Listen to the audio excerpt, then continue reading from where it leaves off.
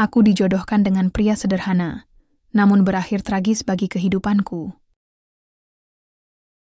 Namaku Alia. Aku lahir di keluarga, terpandang di Jakarta, salah satu kota metropolitan yang tak pernah tidur. Ayahku, Pak Harjo, adalah seorang pengusaha sukses yang memiliki beberapa perusahaan konstruksi besar.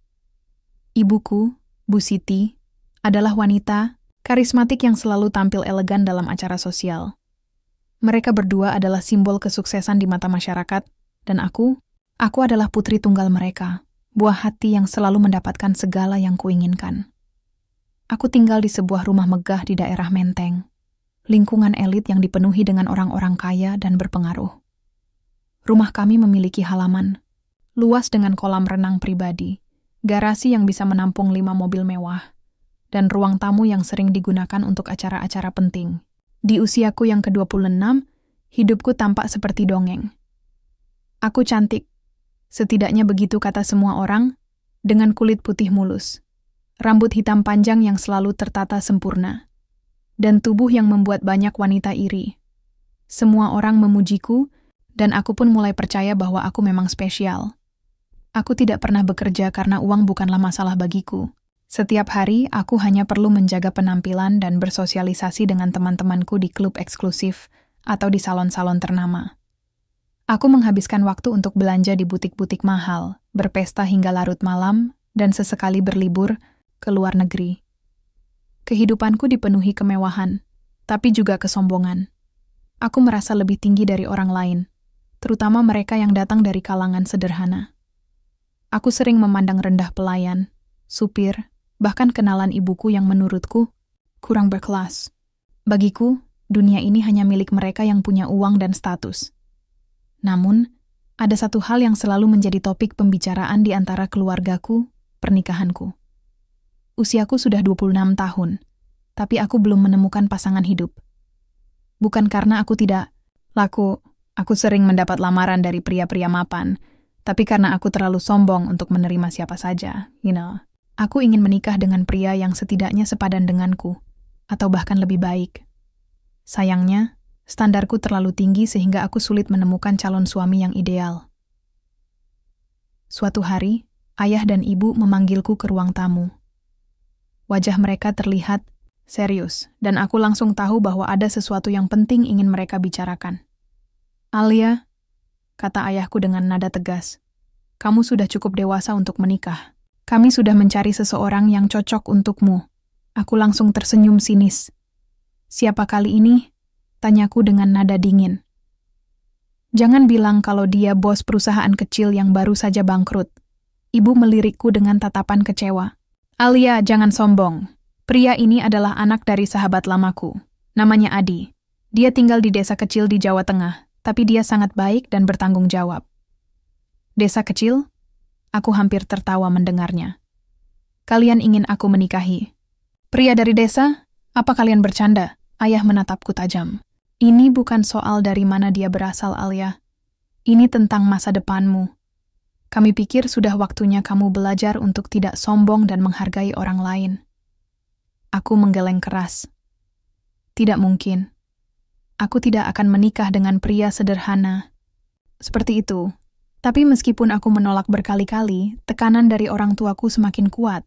Mereka memberiku 2 pilihan: menyetujui perjodohan ini, atau meninggalkan rumah dan hidup mandiri tanpa warisan apapun. Aku tahu mereka tidak main-main, jadi akhirnya aku menyerah. Dengan hati yang penuh amarah dan rasa malu, aku setuju untuk menikah dengan Adi.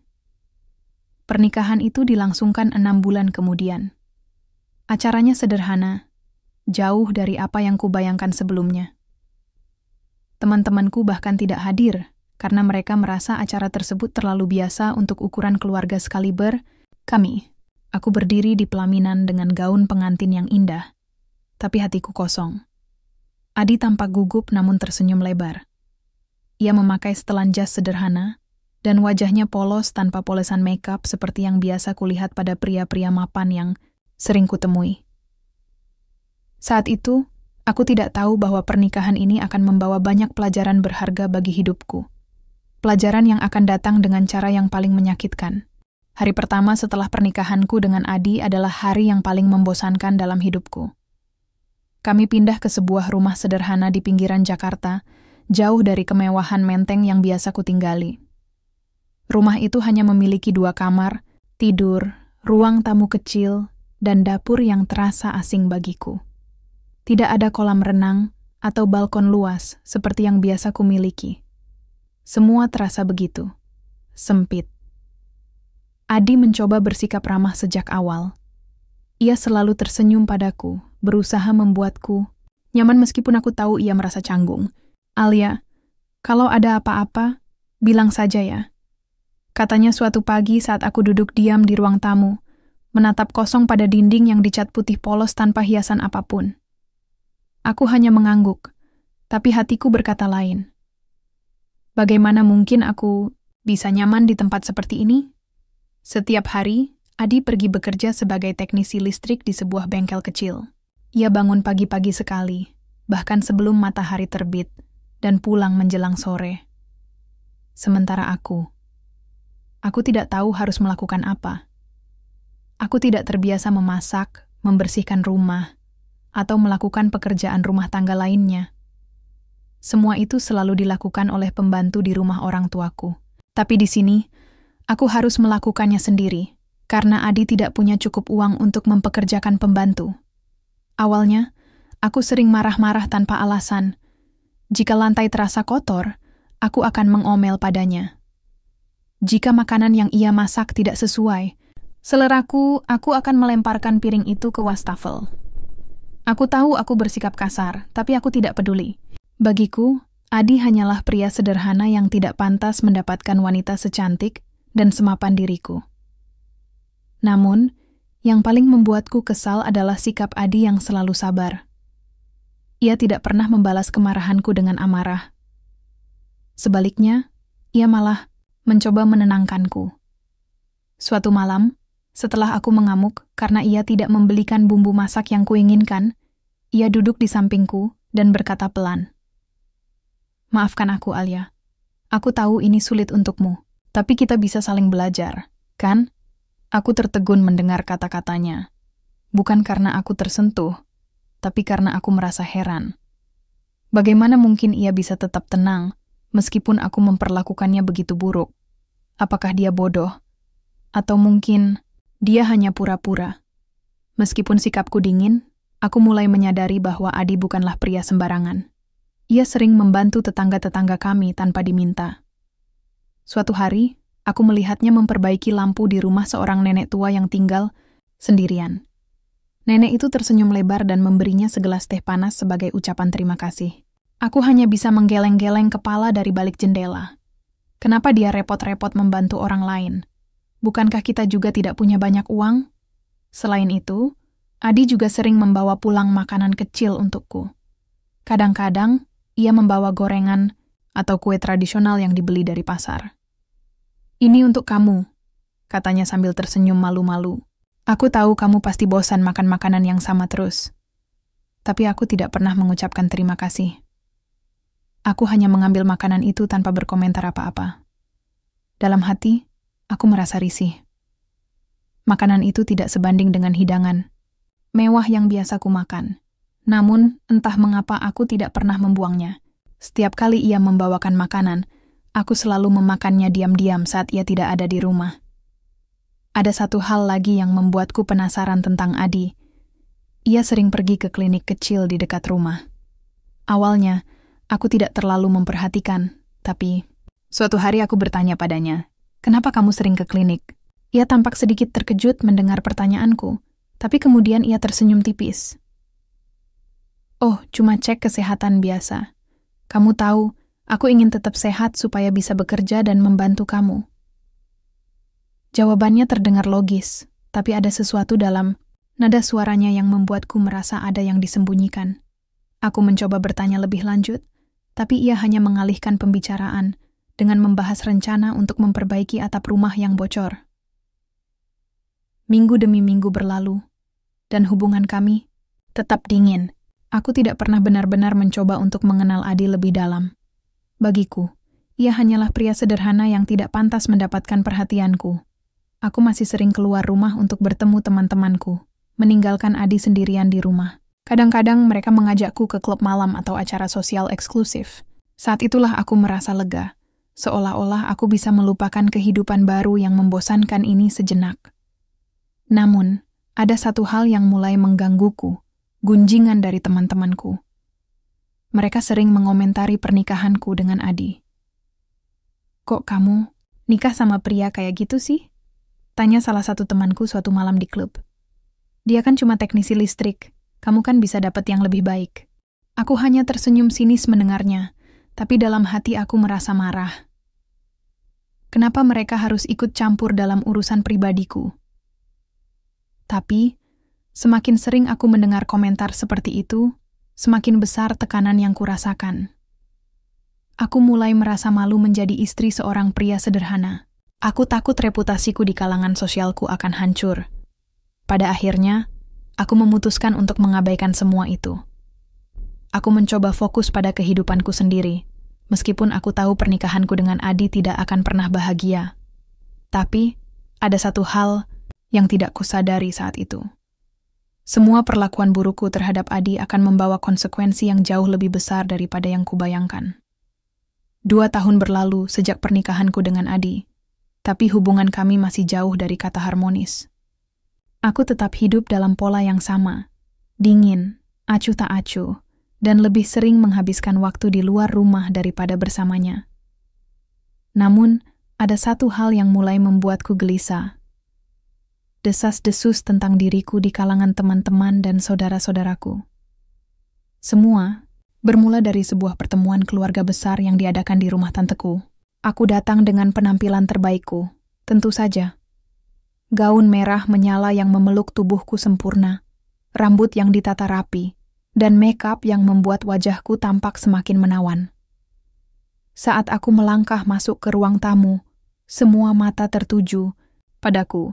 Aku merasa puas melihat beberapa wanita lain saling berbisik, memberi komentar iri tentang penampilanku, tapi ada sesuatu yang berbeda kali ini. "Kamu sudah menikah 2 tahun, ya?" Tanya salah satu bibiku dengan nada yang terdengar basa-basi namun penuh arti. Aku tersenyum tipis.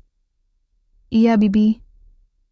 "Lalu, kapan kamu punya momongan? Biasanya kan, setelah 2 tahun nikah, pasti sudah ada tanda-tanda." Lanjutnya dengan senyum yang terlihat palsu. Aku langsung merasa tidak nyaman. Aku belum memikirkan itu dulu. Kami masih ingin menikmati masa-masa awal pernikahan. Jawabku dengan nada dingin, meskipun hatiku mulai panas. Ternyata, pembicaraan itu tidak berhenti begitu saja. Beberapa sepupuku juga ikut nimbrung, dengan nada yang terdengar seperti olok-olok. "Mungkin Alia mandul ya? Soalnya, kalau udah nikah 2 tahun nggak hamil-hamil, pasti ada yang salah," kata salah satu dari mereka sambil tertawa kecil. Aku hampir meledak mendengarnya. Aku tahu mereka hanya bergurau, tapi kata-kata itu menusuk hatiku lebih dalam daripada yang mereka sadari. Bagaimana bisa mereka mengatakan hal seperti itu? Apakah mereka tidak tahu betapa memalukannya ini bagiku? Setelah acara keluarga itu, desas-desus tentang aku yang mandul mulai menyebar. Teman-temanku juga mulai membicarakannya, entah saat aku hadir atau tidak. Setiap kali aku bertemu mereka selalu menanyakan hal yang sama. Kapan aku akan memiliki anak? Bahkan, beberapa dari mereka mulai mengirimkan artikel-artikel tentang kesuburan dan tips untuk cepat hamil. Aku merasa seperti seekor binatang, di kebun binatang, dipamerkan dan diejek oleh orang-orang di sekitarku. Rasa malu yang muncul akibat gunjingan itu membuatku marah. Bukan hanya pada mereka, tapi juga pada diriku sendiri. Kenapa aku harus peduli dengan apa yang mereka pikirkan?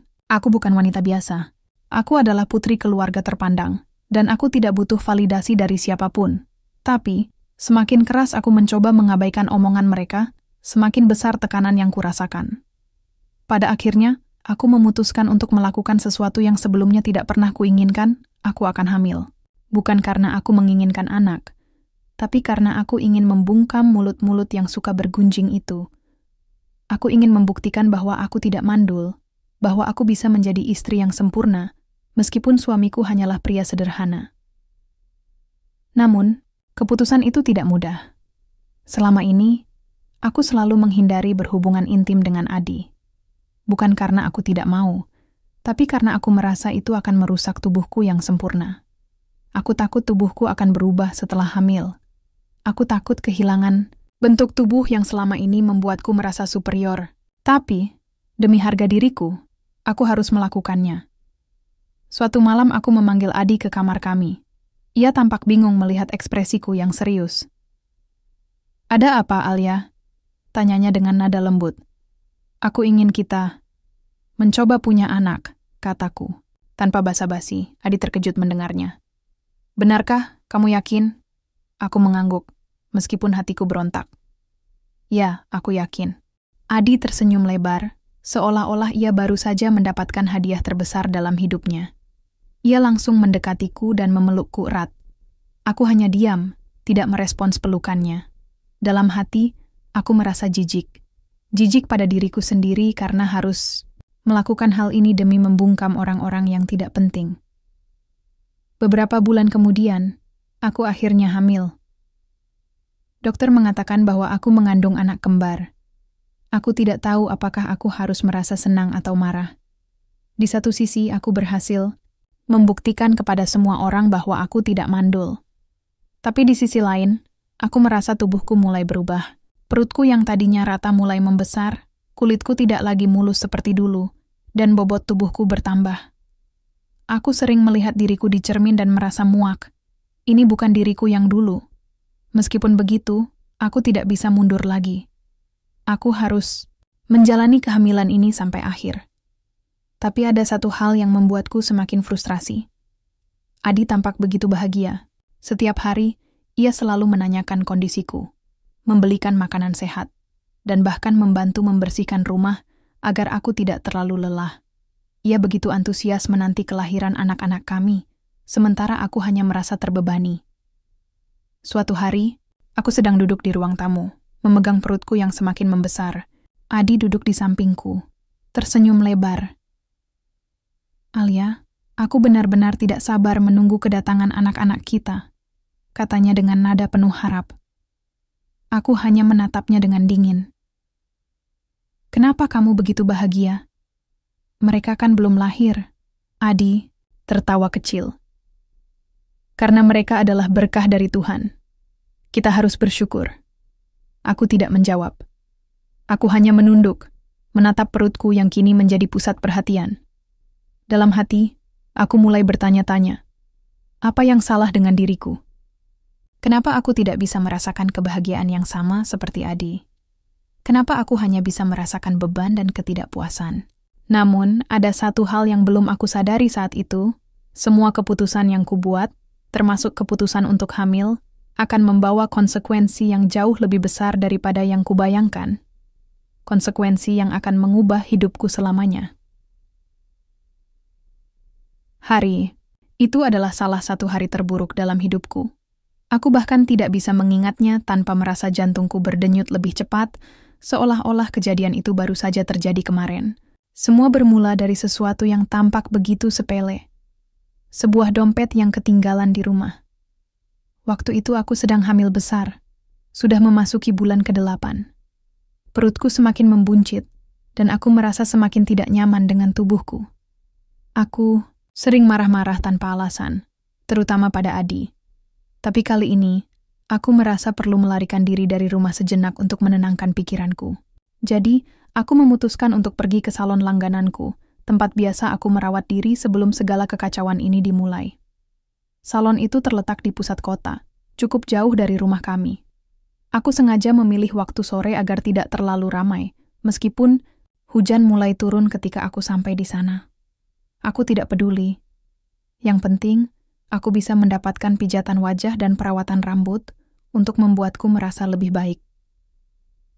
Namun, saat aku duduk di kursi salon dan membuka tas untuk membayar down payment, aku menyadari bahwa dompetku tidak ada. Aku mencarinya di setiap sudut tas, tapi tetap tidak menemukannya. Dengan panik, aku langsung tahu bahwa aku meninggalkannya di meja makan pagi tadi. Aku merasa malu. Salon ini adalah tempat mahal, dan semua orang di sini pasti memandangku sebagai wanita kaya raya. Setidaknya itulah yang selalu ingin kulakukan sejak awal. Bagaimana mungkin aku, Alia, bisa lupa membawa dompet? Aku tidak bisa pulang sendiri karena kondisi hujan yang semakin deras, apalagi dalam keadaan hamil besar. Maka, aku memutuskan untuk menelepon Adi. Adi, tolong antarkan dompetku ke salon. Sekarang, kataku dengan nada dingin dan tanpa basa-basi. Aku butuh uang untuk bayar perawatan ini. Suara Adi terdengar cemas di seberang telepon. Alia, di luar hujan lebat. Apa nggak bisa nanti saja? Aku tidak peduli. Kamu harus datang sekarang, bentakku keras. Ini penting. Setelah beberapa detik diam, Adi akhirnya menyerah. Baiklah, tunggu sebentar ya. Aku akan segera ke sana.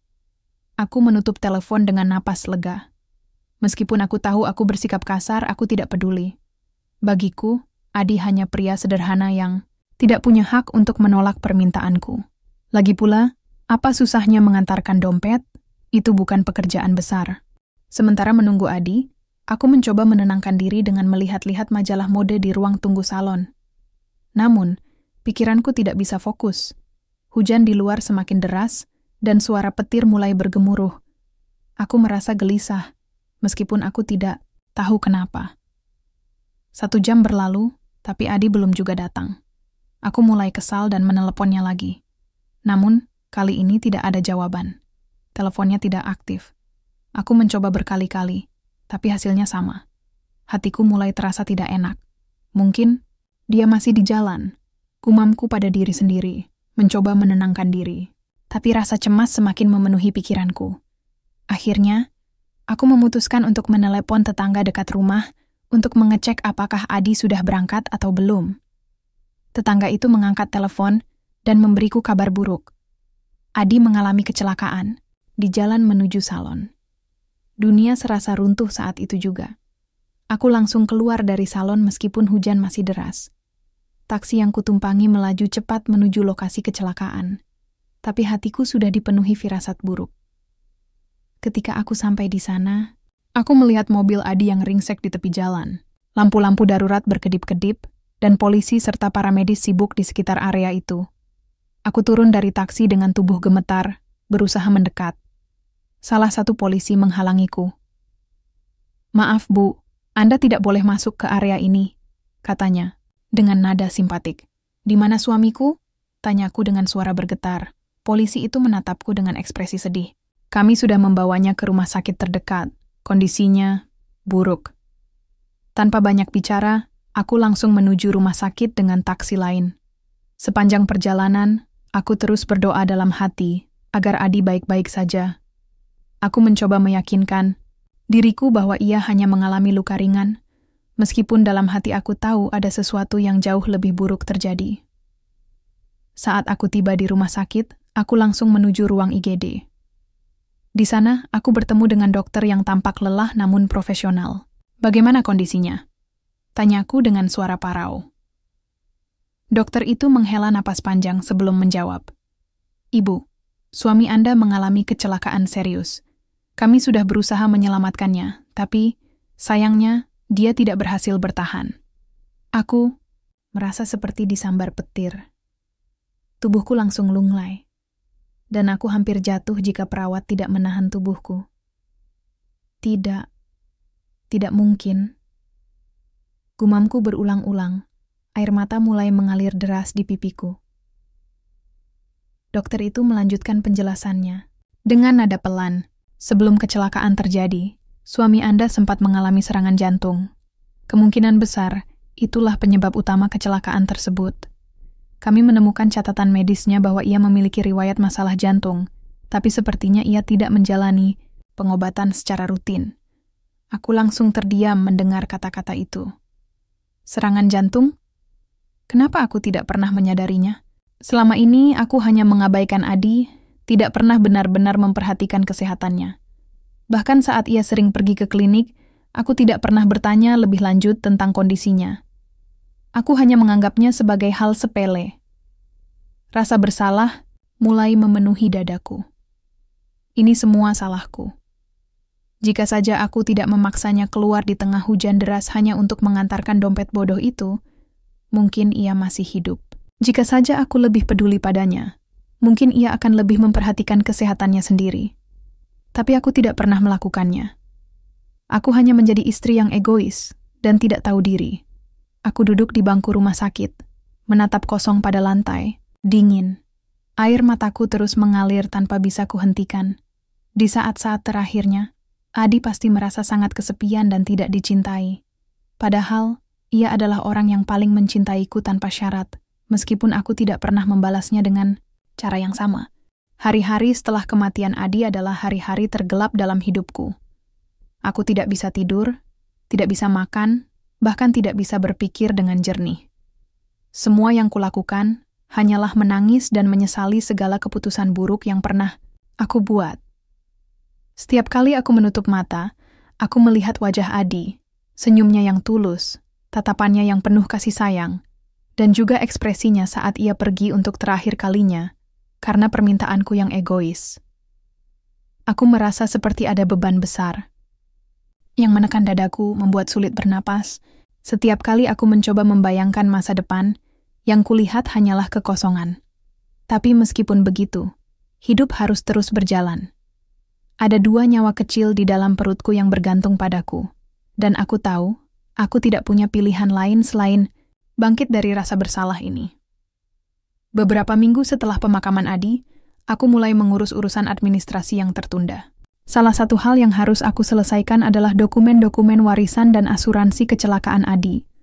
Aku tidak pernah benar-benar memikirkan soal uang atau harta benda milik Adi. Bagiku, ia hanya pria sederhana yang bekerja sebagai teknisi listrik. Tapi ternyata, ada sesuatu yang tidak pernah dia ceritakan padaku. Suatu sore, aku bertemu dengan pengacara keluarga Adi di sebuah kantor kecil di pusat kota. Pengacara itu memberikan dokumen-dokumen yang sudah ditandatangani oleh Adi sebelum kematiannya. Saat aku membuka amplop pertama, rahangku langsung terbuka lebar. Di dalamnya, ada surat asuransi jiwa atas nama Adi, dan jumlah klaim yang tertera di sana membuatku tercengang, ratusan juta rupiah. Aku tidak pernah menyangka bahwa Adi memiliki asuransi sebesar itu. Bagaimana mungkin? Tanyaku dengan suara gemetar pada pengacara itu. Pengacara itu tersenyum tipis. Tuan Adi adalah orang yang sangat bijaksana.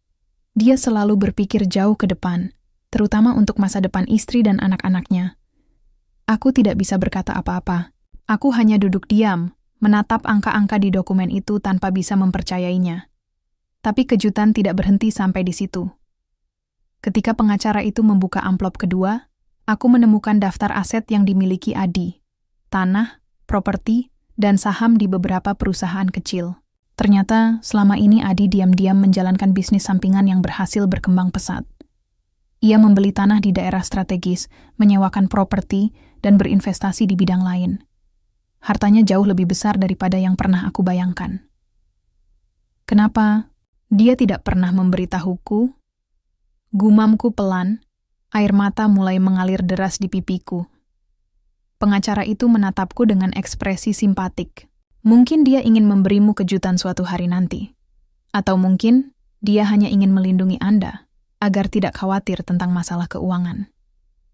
Setelah pertemuan itu, aku pulang ke rumah dengan pikiran yang kacau. Dalam satu sisi, aku merasa lega karena aku tidak perlu khawatir tentang masa depan anak-anakku secara finansial. Tapi di sisi lain, aku semakin merasa bersalah.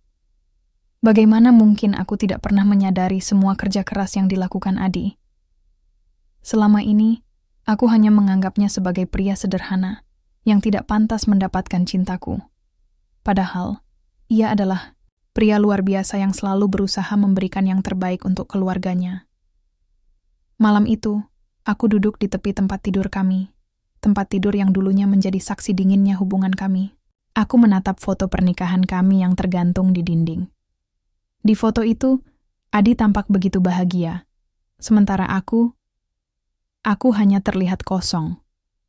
Hatiku dipenuhi penyesalan yang tak terkira.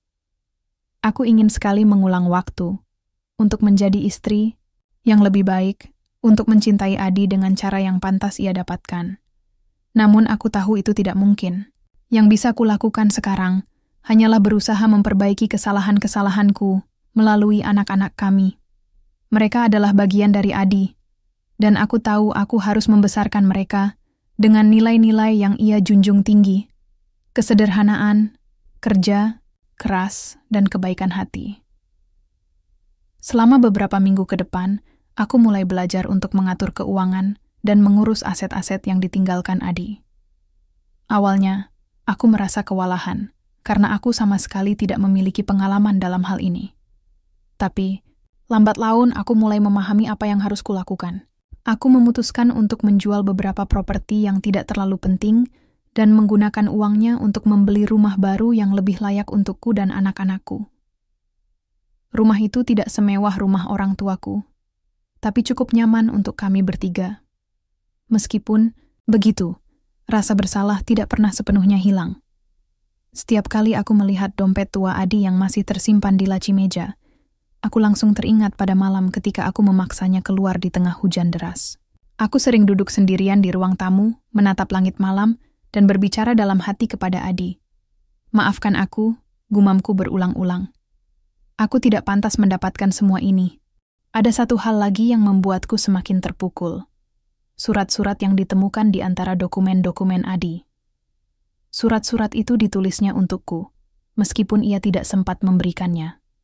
Dalam salah satu suratnya, ia menulis, "Kepada Alia tercinta aku, tahu mungkin aku bukan suami yang sempurna untukmu. Aku tahu aku tidak bisa memberikan semua kemewahan yang kau inginkan. Tapi aku mencintaimu dengan sepenuh hati, dan aku akan selalu berusaha menjadi yang terbaik untukmu dan anak-anak kita. Jika aku tidak bisa melihat masa depan kita bersama, aku harap kamu bisa melanjutkan hidup dengan bahagia. Jadilah wanita yang kuat, yang bisa menginspirasi anak-anak kita untuk menjadi pribadi yang baik." Adi, air mataku mengalir deras saat aku membaca surat itu. Aku tidak bisa membayangkan betapa sabarnya Adi selama ini. Meskipun aku memperlakukannya dengan buruk, ia tidak pernah menyerah padaku, bahkan sampai detik terakhirnya. Hari-hari setelah mengetahui warisan Adi, tidak serta-merta membuat hidupku lebih mudah. Justru sebaliknya, beban yang kurasakan semakin berat. Bukan karena masalah finansial, tapi karena tanggung jawab besar yang harus kupikul sebagai ibu tunggal.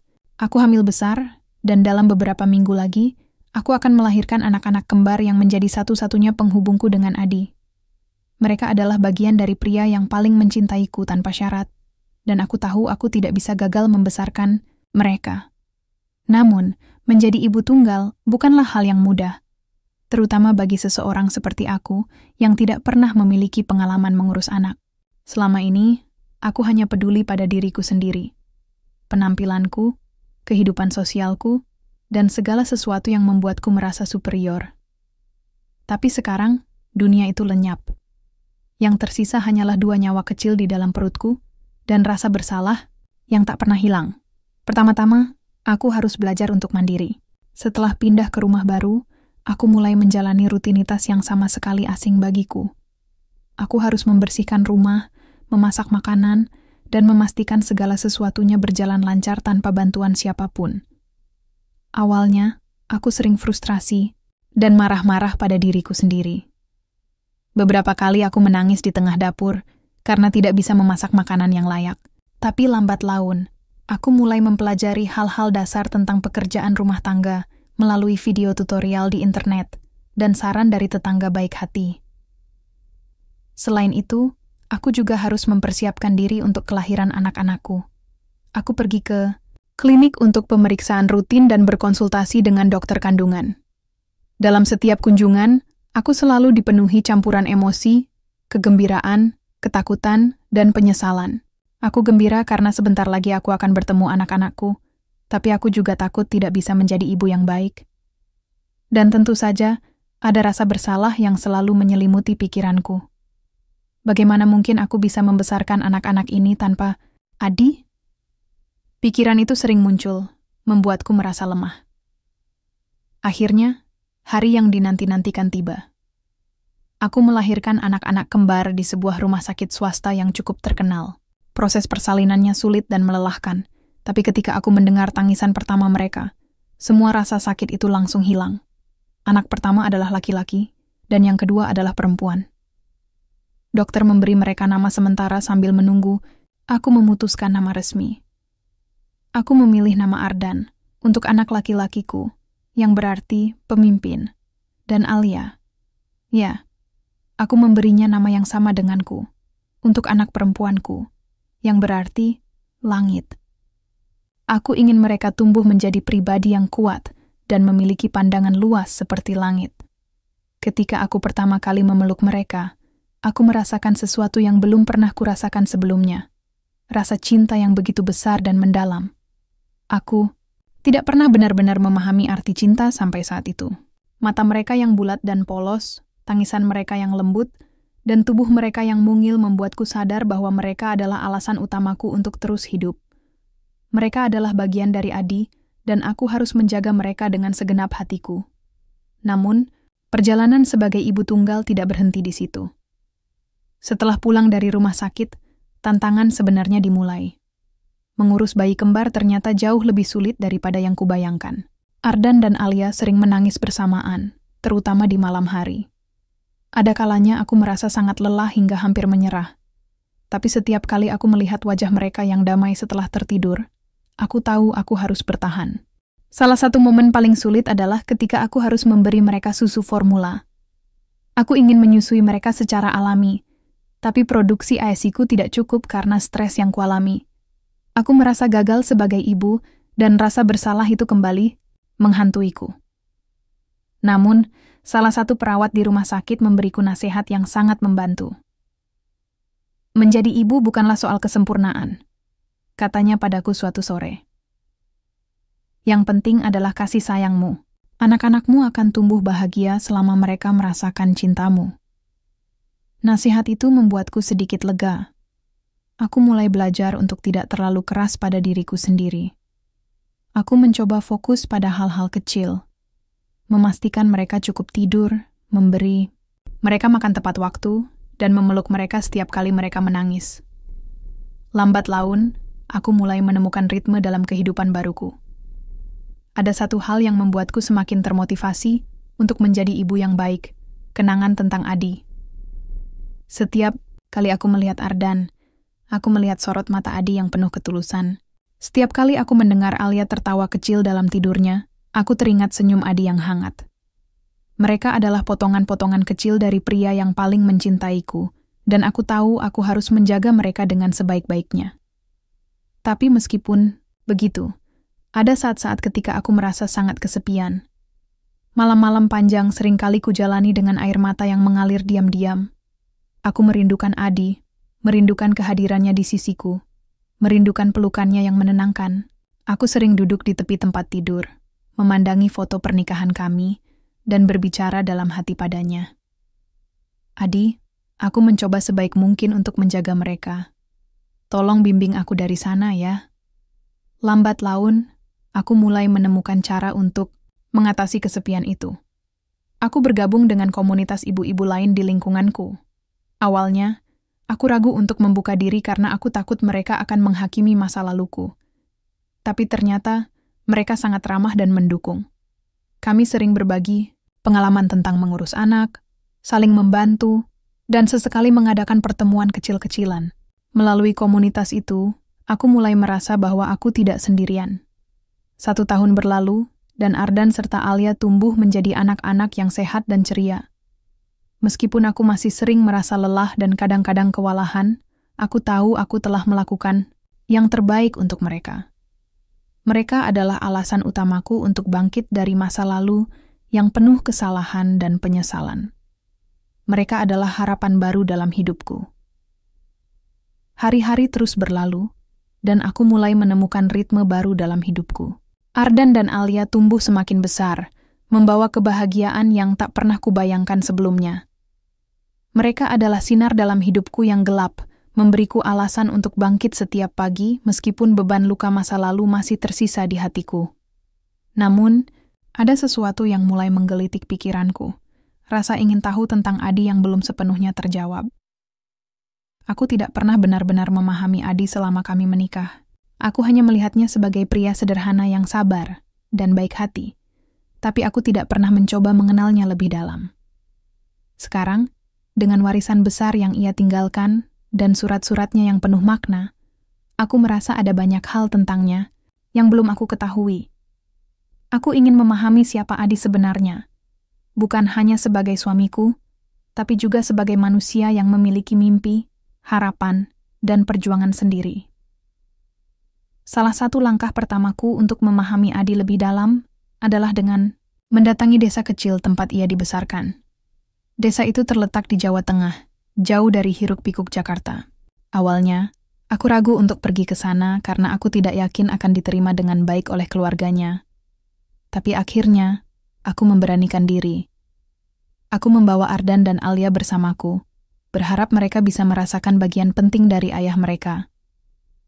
Saat aku tiba di desa itu, aku langsung disambut oleh Ibu Adi, seorang wanita tua yang tampak lelah namun tetap ramah.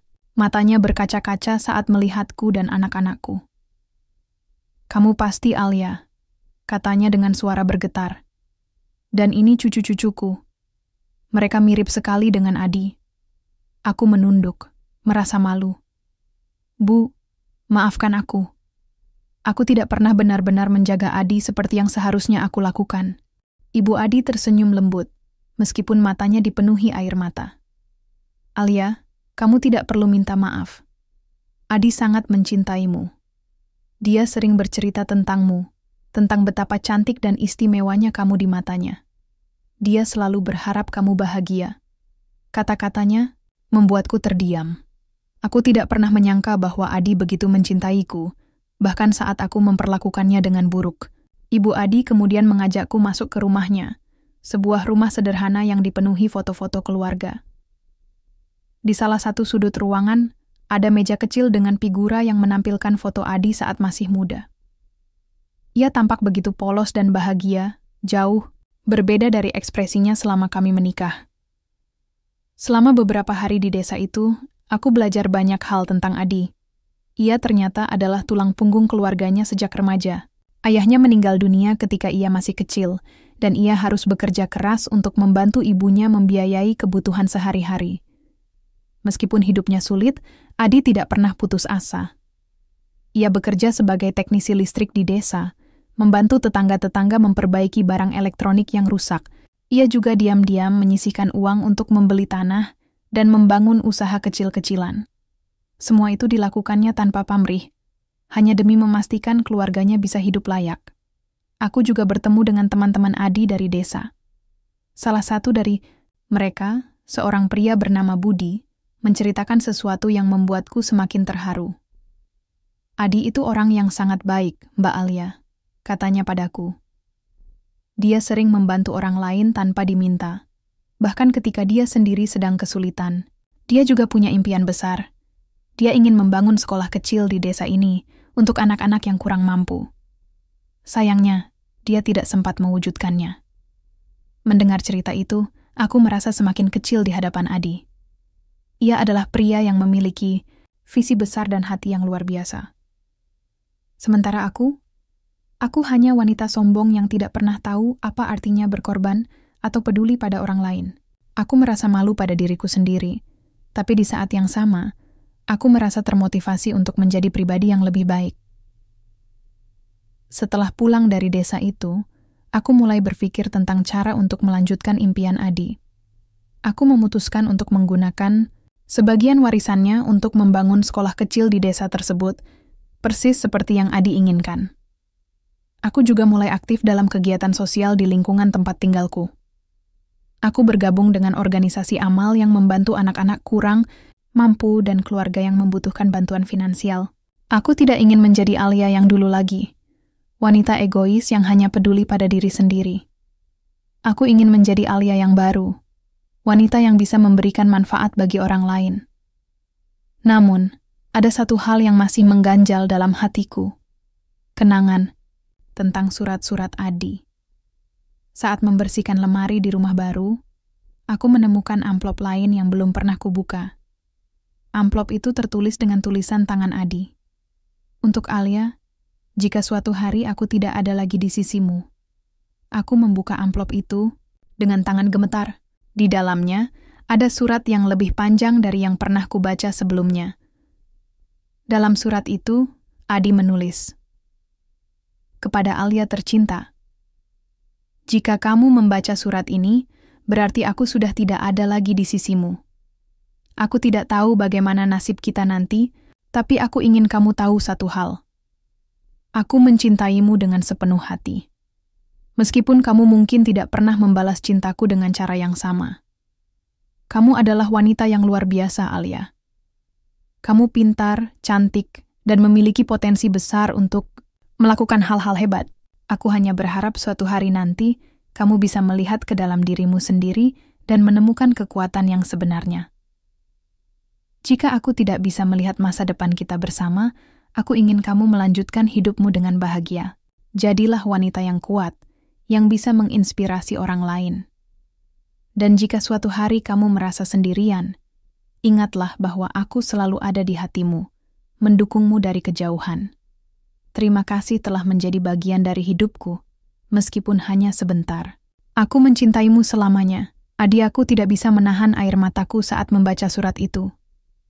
Kata-kata Adi begitu tulus dan penuh cinta, meskipun aku tidak pernah benar-benar layak mendapatkannya. Surat itu membuatku sadar bahwa aku tidak hanya berutang rasa bersalah pada Adi, tapi juga berutang kehidupan baru yang harus kulalui dengan cara yang lebih baik. Aku memutuskan untuk menjadikan surat itu sebagai panduan hidupku. Setiap kali aku merasa lelah atau ingin menyerah, aku membacanya kembali untuk mengingatkan diriku tentang tujuan yang lebih besar. Aku mulai menghabiskan lebih banyak waktu dengan Ardan dan Alia, mengajari mereka nilai-nilai kebaikan dan kerja keras yang diajarkan Adi padaku melalui tindakannya. Aku juga mulai membuka diri kepada orang-orang di sekitarku, berusaha menjadi lebih rendah hati dan penuh empati. Lambat laun, aku mulai merasa damai. Meskipun kehilangan Adi adalah luka yang tidak akan pernah sembuh sepenuhnya, aku tahu aku bisa menjalani hidup ini dengan cara yang lebih bermakna. Aku bukan lagi Alia yang sombong dan egois. Aku adalah Alia yang baru, seorang ibu, seorang pejuang, dan seorang wanita yang berusaha menjadi lebih baik untuk orang-orang yang dicintainya. Hari ini adalah hari ulang tahun Ardan dan Alia yang ke-6. 6 tahun sudah berlalu sejak mereka lahir ke dunia, membawa cahaya baru dalam hidupku yang gelap.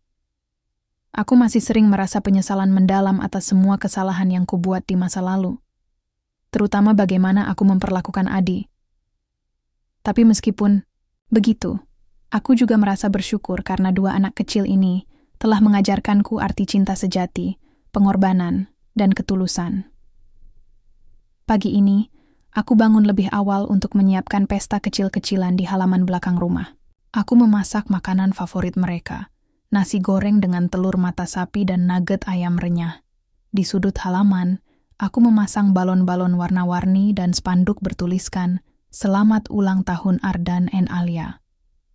Meskipun perayaannya sederhana, aku ingin mereka merasa istimewa. Bagiku, mereka adalah segalanya. Saat aku sedang menata meja makan, Ardan dan Alia datang berlarian dari kamar mereka. Wajah mereka bersinar dengan kegembiraan. "Ibu, terima kasih banyak," kata Alia sambil memelukku erat. Ardan hanya tersenyum, lebar, matanya berkilau seperti mata Adi dulu. "Ini hadiah kecil untuk kalian," kataku sambil memberikan kado yang sudah kubungkus rapi. Mereka langsung membuka kado itu dengan antusias. Isinya adalah buku cerita bergambar untuk Alia dan mobil-mobilan remote control untuk Ardan. Mereka melompat-lompat kegirangan, dan aku tidak bisa menahan senyum melihat kebahagiaan mereka. Namun, di tengah keceriaan ini, ada satu momen ketika aku merasa hampa. Ketika kedua anakku sedang asik bermain di halaman, aku duduk sendirian di tepi kursi, memandangi langit pagi yang cerah. Pikiranku kembali ke masa lalu, ke saat-saat ketika aku masih menjadi wanita sombong yang tidak tahu diri. Aku merindukan Adi, merindukan pelukannya yang menenangkan, tatapannya yang penuh kasih sayang, dan suaranya yang selalu membuatku merasa tenang. Aku memejamkan mata, mencoba membayangkan wajahnya. Dalam pikiranku, ia tersenyum padaku, seperti biasa. Ia berkata, "Alia, kamu sudah melakukan yang terbaik. Aku bangga padamu." Air mata mulai mengalir di pipiku. Tapi kali ini bukan karena penyesalan atau kesedihan.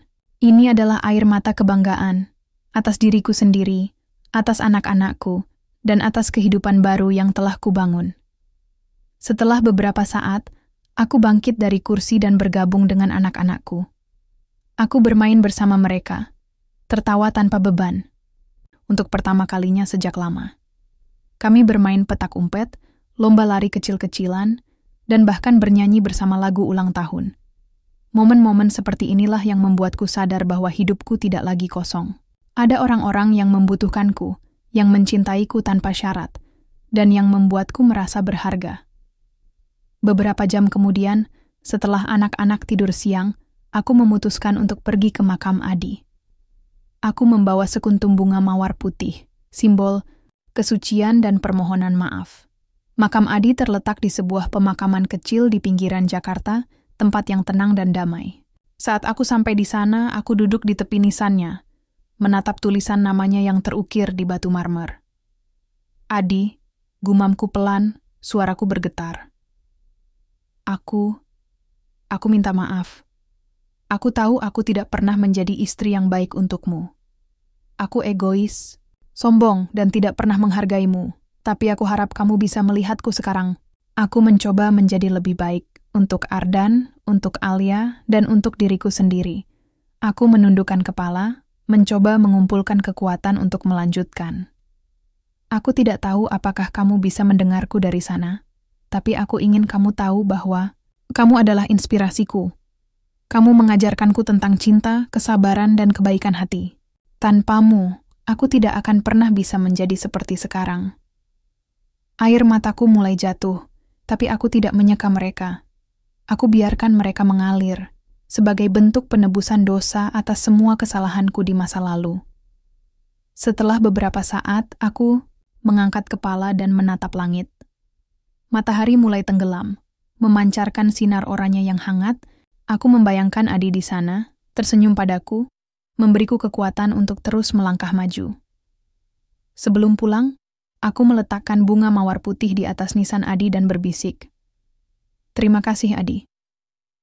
Terima kasih telah mencintaiku, meskipun aku tidak pantas mendapatkannya.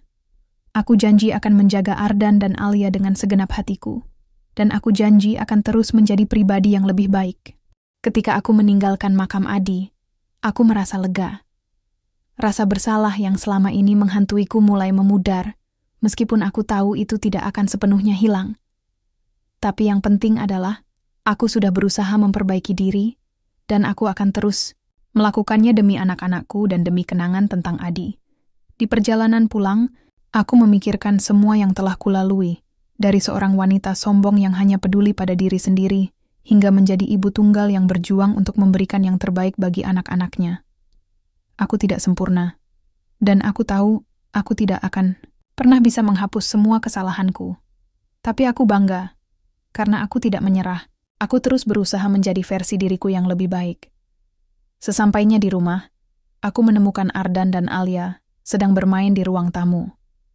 Mereka tampak begitu bahagia, begitu polos, dan begitu penuh cinta.